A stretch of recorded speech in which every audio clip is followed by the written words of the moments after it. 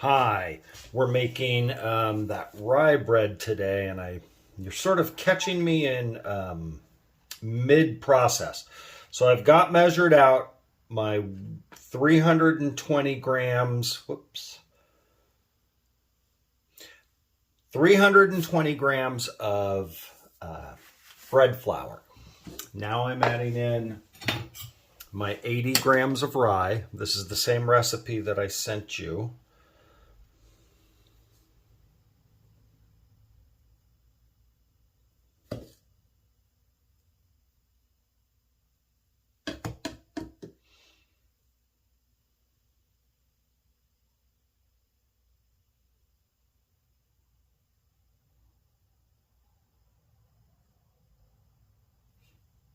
Okay, so close.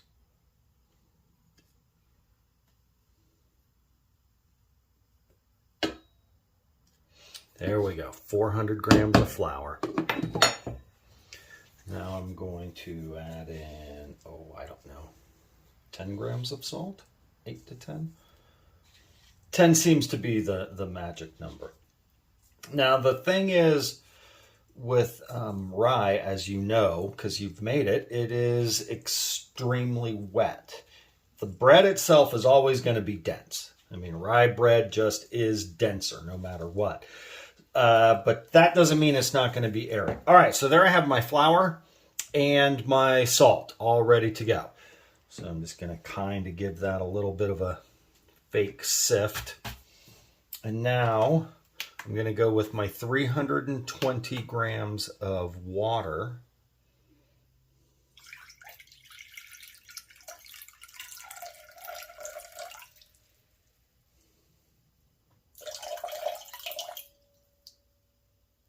Oh, goodness.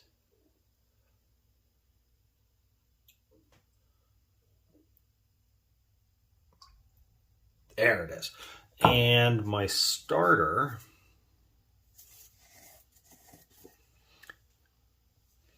I have no idea. I think, oops, that says 321. I want to scoop it back a bit.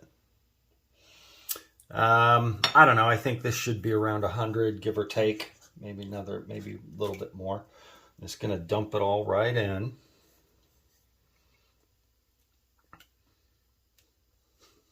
Wow, it's almost 100 on the dot. That's 98 grams. And it floats, which means it's all full of gas and it's active. We'll feed this in a second.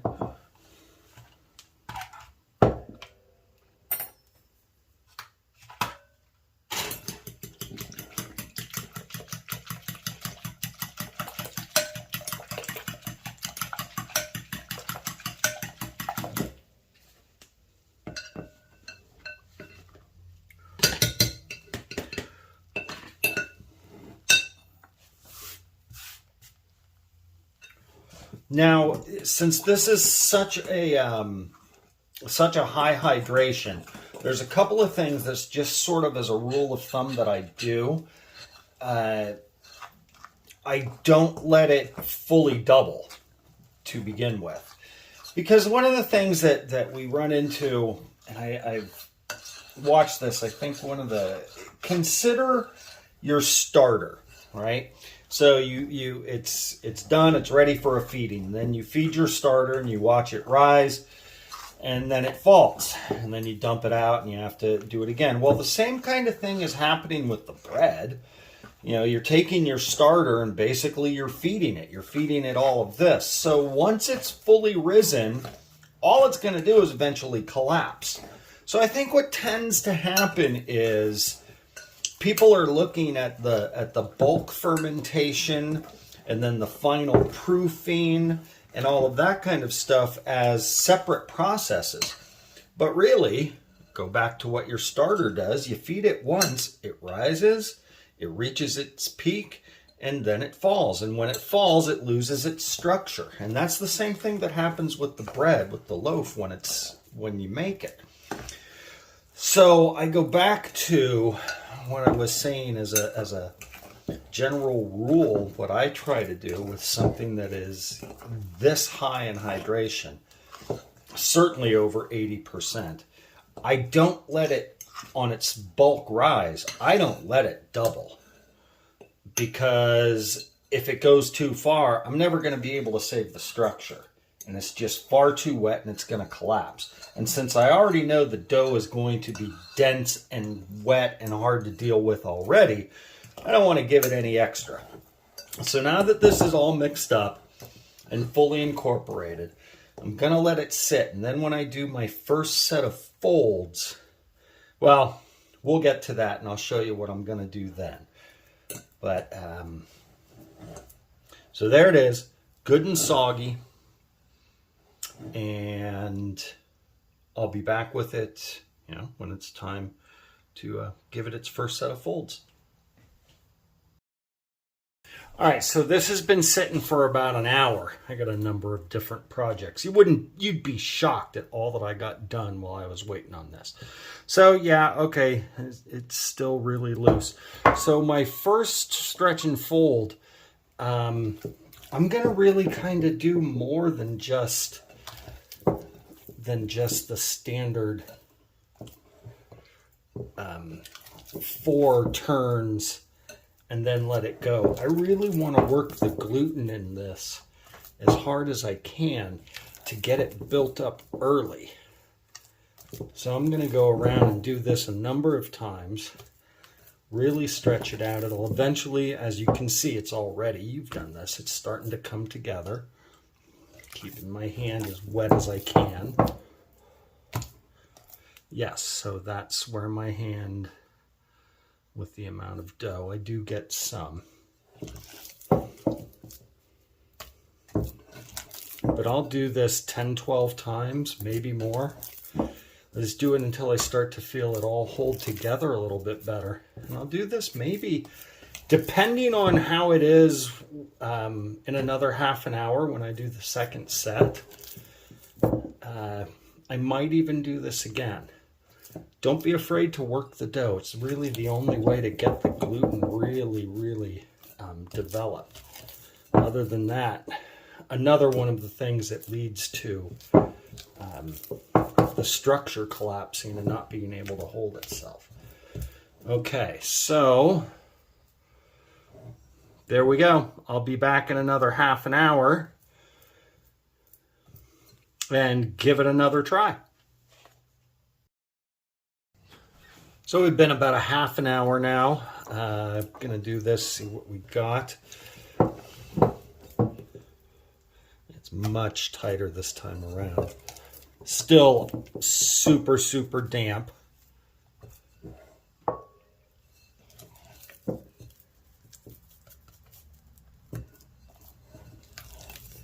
But it's holding fairly well. I think I've done a good job. That initial part with the extra turns in the beginning, I think really helped build it up. As you can see, it's holding together nicely. Again, don't be afraid to punish this dough. Work it. Make it respond. Because being too lax with sourdough, it doesn't build the structure, as you've seen sometimes how easy they collapse. But yeah, don't be timid. There we go. I'll be back in another half an hour. Okay, here's my, I guess it's my third. I'm already starting to get little gas bubbles. My third stretch here. I'm happy with the way the gluten is built. I can tell, I can feel that it's, yes, the dough is very damp and it's a pain in the butt to work with. However, I can also tell that the gluten is developed inside of it, as I can feel it. I'm trying to be a little bit more gentle this time around, only because it's already starting to bubble up, and I like that. Now here is my last one, and here, roll it a bit.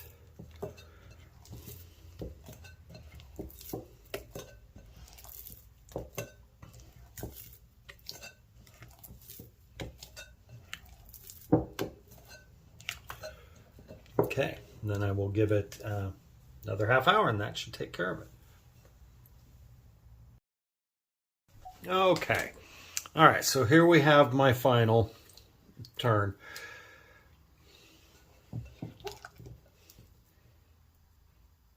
It is really smooth. I like it. Come together nicely. I think this is good gluten development here. It's pretty solid there.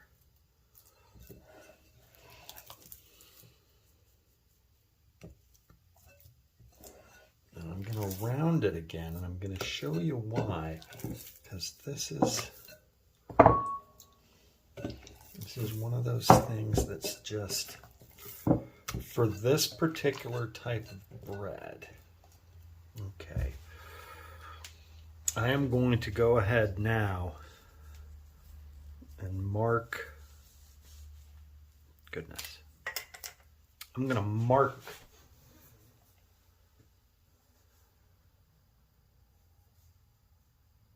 I'm marking this in 2 spots. You can see, let me wipe that one off. Middle one doesn't count, but as you can see, this lower line, when it sits, that's where the base of my dough is sitting, and then that upper line is the peak right now. So that'll probably lower down by the time it's all done and fully settled. It'll be roughly about here. And that's important because I'm not going to double it. I do not want to double it at all. So, since I have that, let me see if I can move my camera without getting my lens all gunky.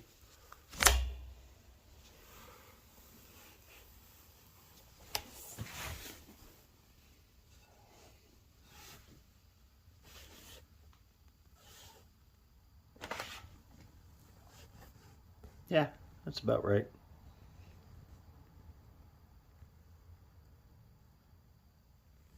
So that's my starting point. And I'm going to let it bulk rise now. I've got stuff to do in the kitchen, so it's going to take a few hours. Maybe let it get about 50%, let it rise about 50%. So, gonna let it sit, and we'll come back, and I'll start checking the time. And we are back. So this here is how much it's risen. Remember, I put the line where the very base of it was here. And since that's a convex bowl, it's risen a little bit more. But it hasn't doubled, and that's as far as I want it to rise for now. So hang on a second, let me reposition this and keep going. So what I'm going to do now is I'm going to plop it out, and I'm going to pre-shape it and then shape it. Now at this time, did I tell you I got a new cutting board, and I got it specifically just for bread. I haven't washed it, I haven't gotten it wet, I haven't, well, I mean I washed it, but I haven't gotten it wet, and I'm not doing other things on it, so that it can just get the flour and everything in there. I'm not going to be afraid of my flour right now. This is a seriously hydrated dough, and no matter what, it's going to stick. So, as you can see, I'm getting my hand nicely floured. I'm not getting it wet. From here,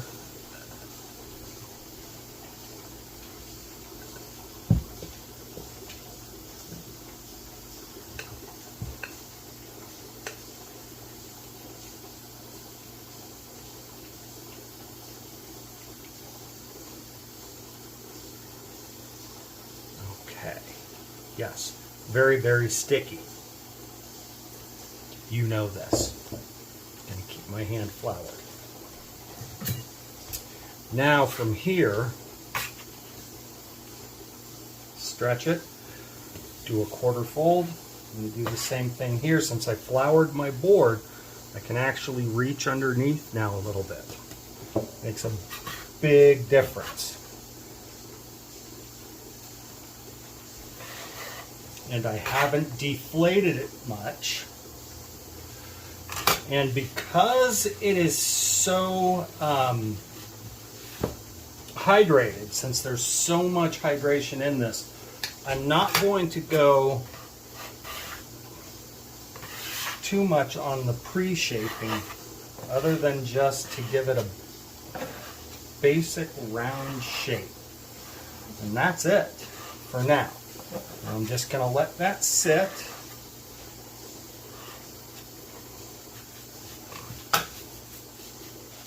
And flour on the sides.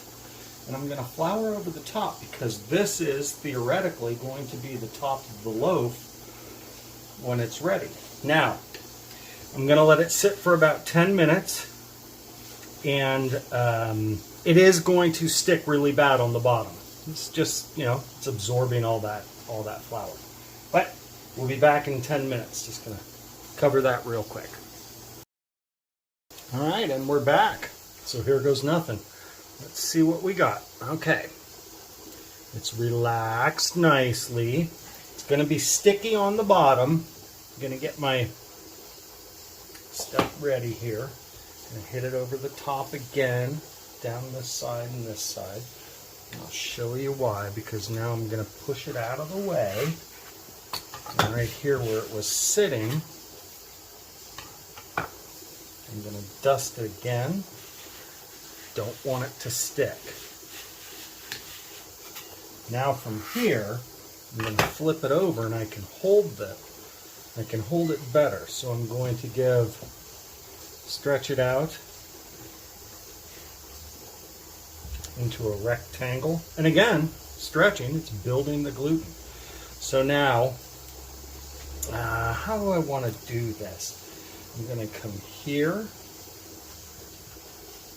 And then with these, I'm going to pull this in and this in. Now from here, I'm going to pull this over and this over. And now,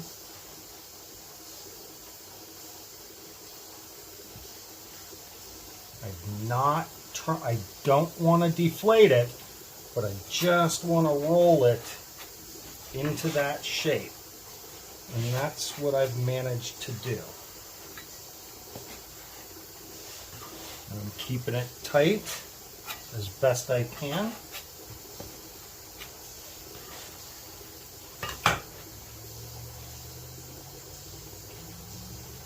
It is sticky down there.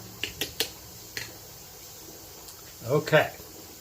So now, since it's a rye, I'm going to seed it. So, the way I'm going to do it this time, I would have a tray and I would get I'd get the surface wet and then I'd roll it into the tray. This time, I'm not going to do that. What I'm going to try this time, I'm going to get my hand wet with my water there. I'm going to get the dough damp on the top. Not wet. Well, maybe a little bit.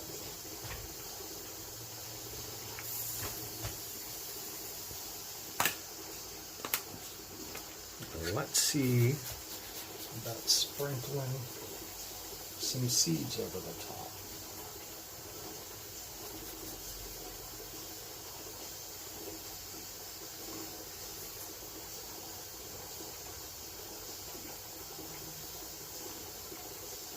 And what the heck, I'll try. Throw a few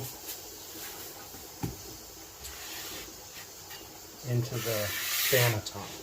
Okay, so now I'm going to push it in, make it into the shape of my batard, still trying to keep the tension on the surface here. And so then, in.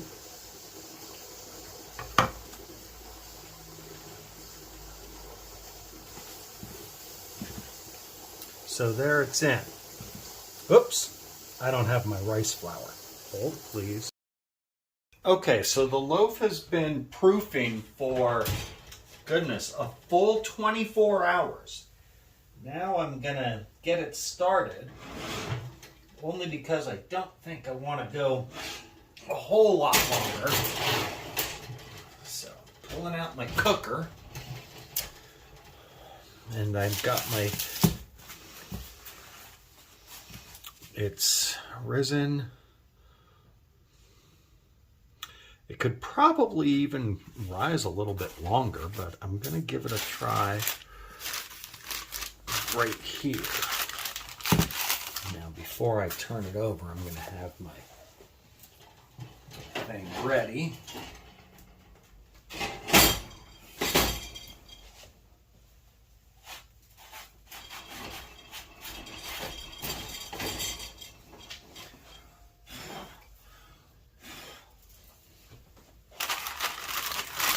So here I go. Still super soft. Not the best seating, but it'll have to do. I'm just going to do a score like that. And set it in.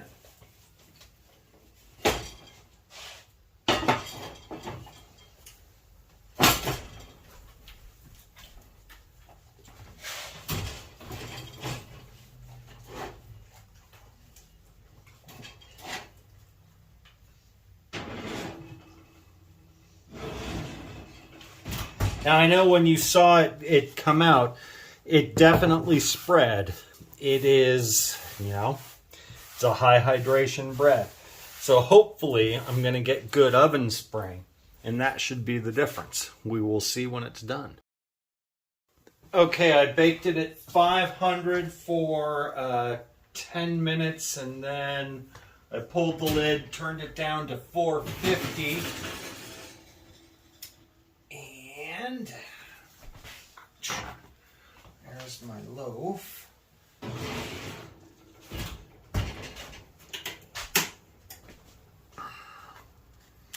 It rose. Yeah, it spread a little. Yeah, it's a little bit dense. But